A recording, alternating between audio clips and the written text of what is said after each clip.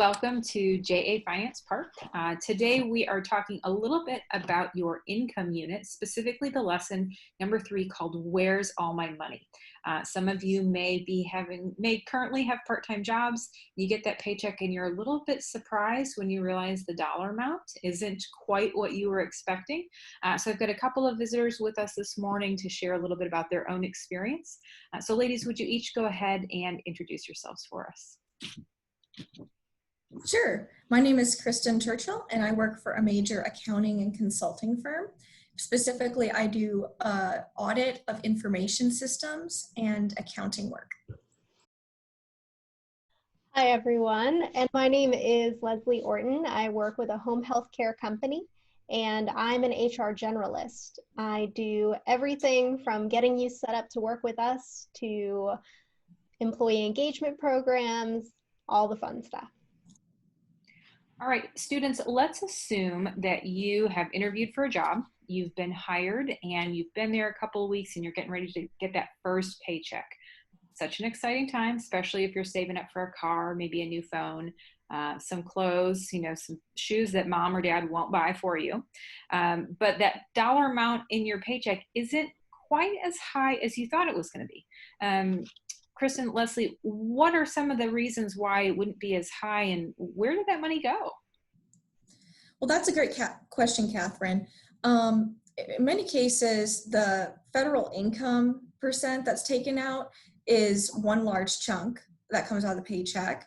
And then there, in some states, is the state income tax, which is also taken out. One benefit of living in Tennessee is that we actually do not have a state income tax. And this is rather funny. My boyfriend recently moved to Colorado, and he saw his state income tax and quickly told me, hey, I got to move back to Tennessee. So he's on his way back. And then there's a few other things that actually come out. Leslie, do you want to talk about that? Yeah, I'll talk about it from an HR perspective. If you are in a full-time job or if you're working with a company that gives you benefits, you will also see a lot of deductions coming from that. So healthcare, vision, dental, even your 401k. So always be aware and always talk to your HR team about that. All right.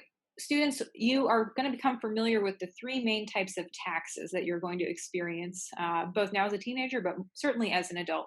Those 3 being income tax, as we've talked about, property taxes if you own a home someday, and sales tax, which you certainly pay for now whenever you go to the store. Whatever you pay, you're going to pay a percentage, and that sales tax is going to vary based on typically what county or municipality you're in, much like your property tax as well. And those income taxes even vary from state to state. As Kristen mentioned earlier, we don't have a state income tax here in Tennessee, but you're going to pay all 3 of these in some form or fashion. So from your experience, Leslie, Kristen, which of these have you personally experienced, or more importantly, how have these 3 taxes influenced your decision in making purchases, where to live, things of that nature? Great. And I can start this one off. So my husband and I are currently looking for our first home. Very exciting time. And, we had to think about what are we buying and where are we buying it. When it comes to property taxes, it's very different here in Tennessee, specifically Davidson or Williamson, compared to other states. So that's a major change and a major setback that we've had to accommodate for when we're looking at prices. Well, for me, I'm relatively young. I just graduated college, so I have not run into property taxes yet. But just having my first big girl job, I definitely was shocked seeing the federal income tax coming out of my paycheck. And just comparing myself to my peers, I was rather hesitant and reluctant to move out of Tennessee just because I knew those income taxes would be higher. So I'm actually kind of feeling like the smart one, sitting back home. And when all my friends come home from the holidays, they're like, "Oh, Kristen, we should have stayed." But one of the drawbacks is we do have a higher sales tax, and that's to make up for that lower income tax, which kind of makes sense.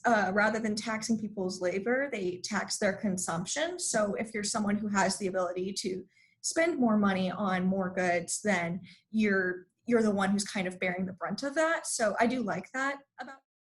Ladies, thank you so much for just taking a little bit of time this afternoon to share with the students. Students, as you get started on this particular lesson about your income in your project-based learning curriculum, hopefully this has been helpful as you start to dive in and do a little research on your own.